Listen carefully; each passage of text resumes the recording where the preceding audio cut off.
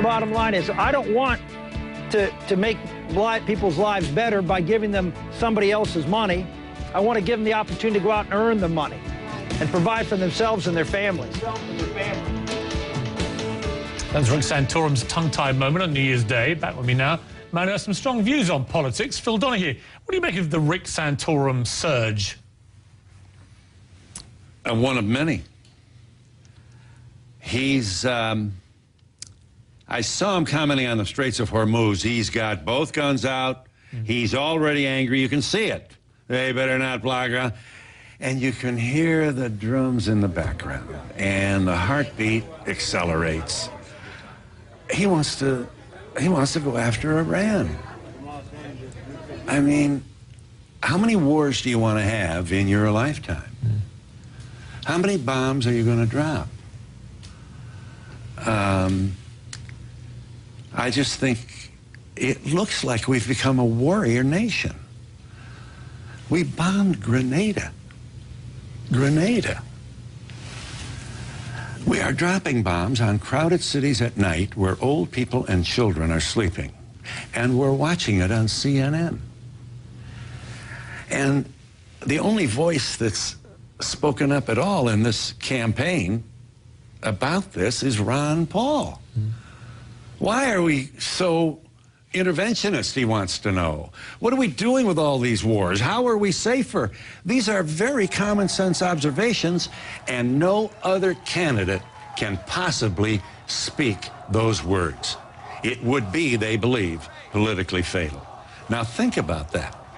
You can't use an anti-war platform to get elected.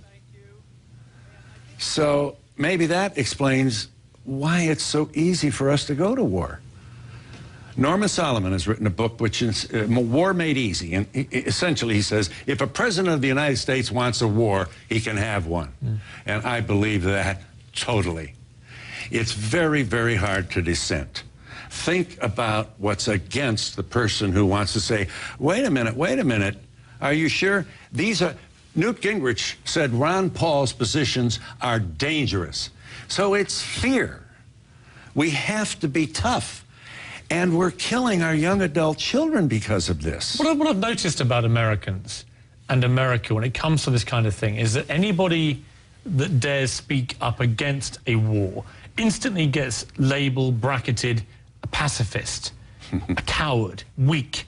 And it's not really like that in many other countries. It's the kind of thing that mystifies me, because you don't have to be a pacifist to disagree with, say, the Iraq War. Yes. At all. I mean, it's not pacifism. It's pacifism if you say no war is ever acceptable. If you say Winston Churchill had no right, Neville Chamberlain had no right to have a war with Adolf Hitler, then that is pacifism to me at its weakest. It is a weak position. Of course you have to stand up to a dictator like that. But when it comes to issues like Iraq, incredibly important that the world's #1 military power, #1 political power, #1 economic power has a proper debate about whether they should go into these things without people being labeled a pacifist if they don't think it's a good idea. You know, that's just one of the pushbacks. And by the way, I'm not brave enough to be a pacifist. I am, like millions of other Americans, very, very concerned about our foreign policy behavior over the past several years. And the way that the bedrock of this nation has been chipped away by the people who, democracy, and they're turning their back on the Bill of Rights. We have people in cages with no habeas, no phone calls, no Red Cross. Guantanamo, you mean? Yeah. You know, this is not the country that my parents raised me to pledge my allegiance to. You know, you can't say you're a proud American and then waterboard somebody.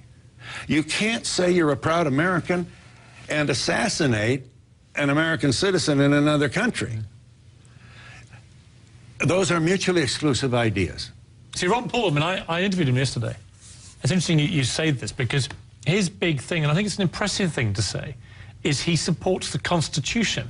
Yeah, I'm telling you. And for that, people call him crazy. And I'm like, watching this from the sidelines. I don't have a horse in the race. I'm Isn't British. that amazing? And I'm like, here's a guy who basically repeatedly says, I support the Constitution. And he's the one everyone calls cranky. Mm-hmm. Yes, everything is turned upside down here. So Ron Paul's concern about our adventurism is, in Newt Gingrich's word, dangerous. You know, peace is dangerous. And the people who call for it are marginalized. We don't get it. We don't understand. Liberals are always scolding. I've had more than one person say, if a liberal complains about something, they will respond by saying, that's the trouble with you liberals. You don't like anything about America. So if you criticize America, it means you don't like anything. That's how they just push back. Playing devil's advocate, though, Phil, I mean, isn't it also true that the right wing, the Republicans who espouse traditional social conservatism, they also get the same kind of caricaturing, don't they, by the left? I mean, it does work both ways. Yes, it does. I agree.